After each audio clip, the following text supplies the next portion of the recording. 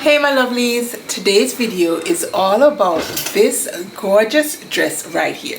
So if you're curious to find out what the pattern is and a little bit more of the behind the scenes of making this dress, then please keep on watching.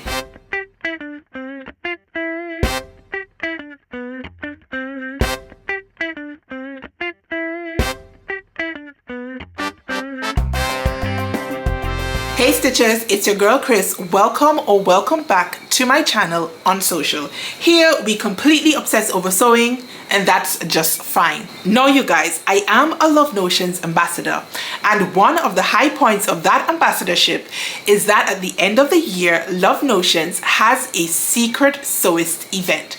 Now this event is just for the ambassadors, and this year I was finally able to participate. Now usually because of where I live, things take a year and a day to get to me, and so that has meant that in the past I have missed out on this yearly activity, but this year I was finally able to join in. Now for the Secret Sewist event this year, each of the ambassadors had to shop for another ambassador. So each of us had to record a quick video about what we might like in our closets for Christmas. And then we were teamed up anonymously with one of the other ambassadors who had to shop for us. So they shopped our favorite fabric store and they selected a fabric and then paired that fabric with a Love Notions pattern, and that information was relayed to us. Now this is the gorgeous fabric that was chosen for me by my secret sewist.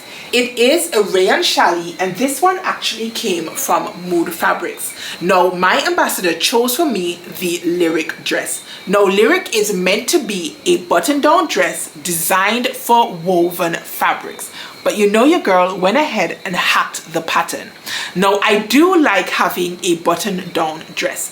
The real reason I ended up hacking this pattern is just because of the fabric type. This rayon challis was so soft and smooth, I just was a little bit weary of trying to make buttonholes in this fabric. Not to mention, it is one of those rayon challis that sort of pulls just by looking at it, you guys. I made sure to change out my needle to a 70-10 needle in my machine, and I also went ahead and pulled out my finest pins for pinning my seams together when working with this fabric. Notwithstanding employing all of those mechanisms, you guys, I still ended up reaming my fabric in a couple of spots.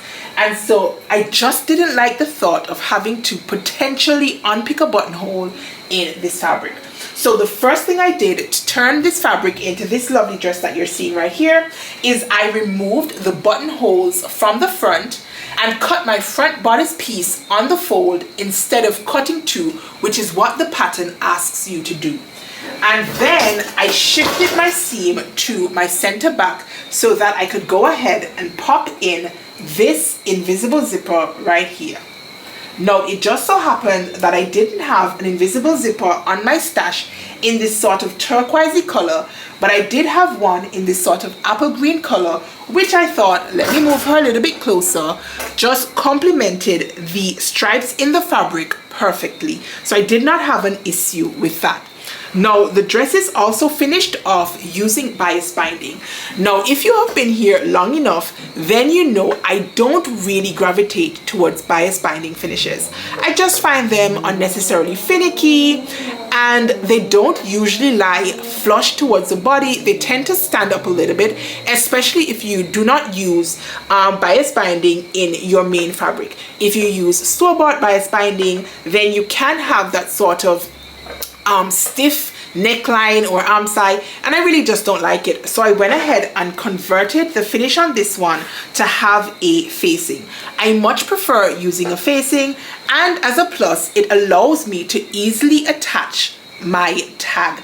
I love having my custom tags in my garments. For one reason is that they have the year that I made the garment on the tag itself. So a couple years from now, when I pull out this dress, then I know that I will have made it in 2024 because my tag says circa 2024.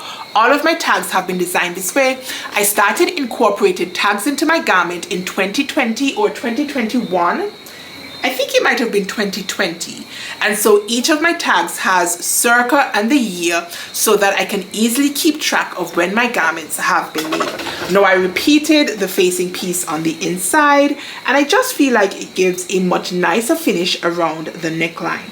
Now the one thing is, because this fabric is so soft, I almost feel like I should have top stitched my facing into place. I did stitch it in the ditch right at the shoulder seams to kind of stop it from flicking out, but I'm almost feeling like I should have top stitched it down as well, just to make sure it stays tucked into place when it is being worn. Now I did order 3 yards of this fabric, and initially I thought I was going to make the peplum, but I didn't want to have like a weird off-cut left back of this fabric, particularly since it has a border print, and so I went ahead and hacked the skirt portion of the peplum. Now the lyric dress comes with 2 different skirt options. There is a gathered skirt, and then there is a, I want to say it is a quarter circle skirt for the peplum area or for the actual skirt.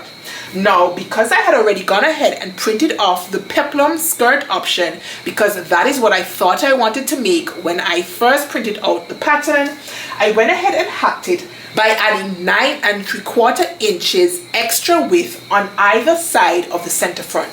So I folded my fabric in half so that I could establish the fold line, and then I backed away 9 3/4 inches from my fold line and placed the fold line of the skirt pattern, and that just went ahead and introduced a lot more volume to my skirt piece and allowed me to gather it instead of just sewing on the quarter circle skirt to the dress.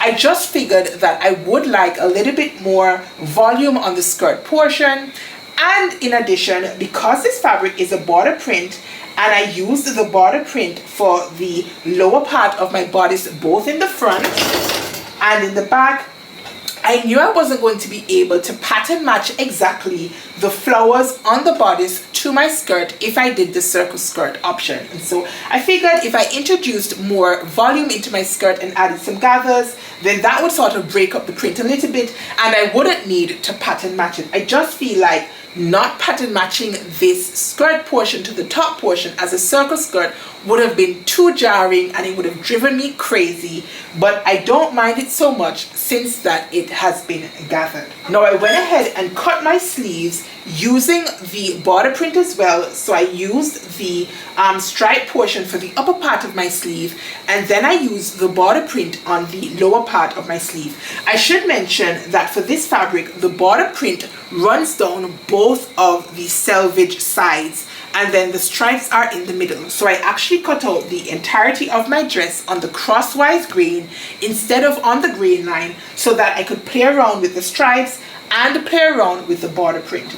Now I wanted to have the border print at the bodice here, and then start at the bodice and then go down to the stripes at the skirt hem.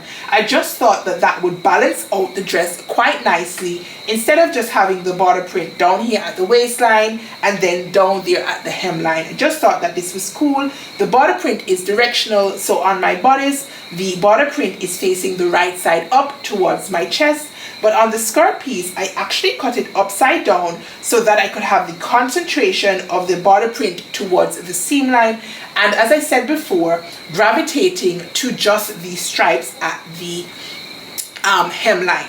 Now, one thing about using the quarter circle skirt and then introducing the width in that way is that once I had constructed my dress, the side seams had fallen, as it does usually when you work with a bias cut dress. Now, if you were making a bias cut dress or skirt, then ideally you want to leave it to hang for at least 24 hours, and I did, just to allow the hemline to settle. In my case, because a lot of the volume ended up at the side seams, then my side seams ended up quite uneven in terms of the length. So I had to go ahead and sort of try to even that off before I even thought about doing a hem. Now, because this fabric is so light and drapey and soft, and because I had introduced so much volume to my skirt, I really just felt lazy and did not want to do a traditional hem, and so I opted for, oops, let me put her closer. So I opted for a serger rolled hem just at my hemline. Now, if you have never done this before and you have a serger with that capability, then I would definitely recommend you go ahead and give it a try. It does create a really nice finish in my opinion, especially if you use either matching or contrasting thread for your rolled hem.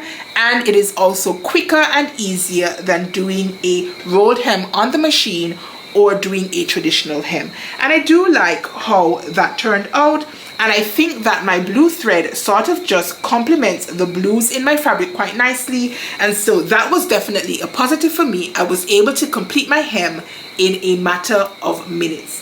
Now for the sleeve option, the LYRIC dress comes, I think, with maybe 4 or 5 different options in terms of the sleeve. It can be sleeveless, then there is this bishop sleeve, there are short sleeves, I think there is a flutter sleeve, but I'll go ahead and pop the line drawings in so that you can see what the sleeve variations are.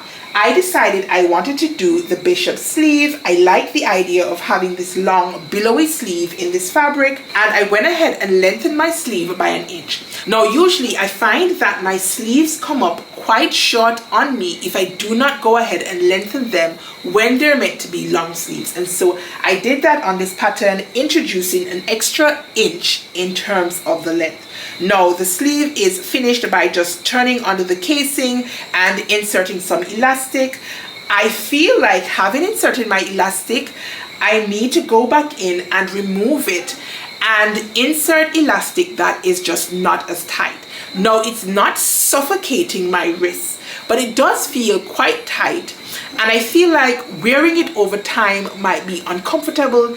And so now that I have finished it, I think I'm going to go back in and just put a longer length of elastic in my sleeves. Other than that, I am pretty happy with how my dress turned out. Now, I did not introduce pockets into my skirt.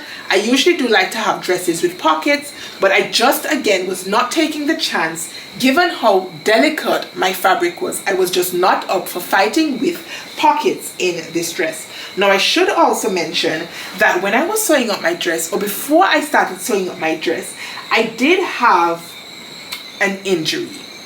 I ended up with an injury to my back and my shoulders that gave me some numbness and tingling in my left hand.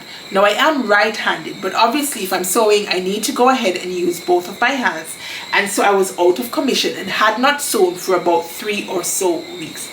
It means that I was working on this dress at the 11th hour. Not that I'm not usually working on my projects at the 11th hour anyway, because I am terrible when it comes to procrastinating.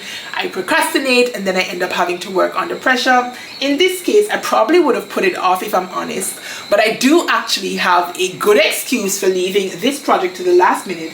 It's just because I really just couldn't sew.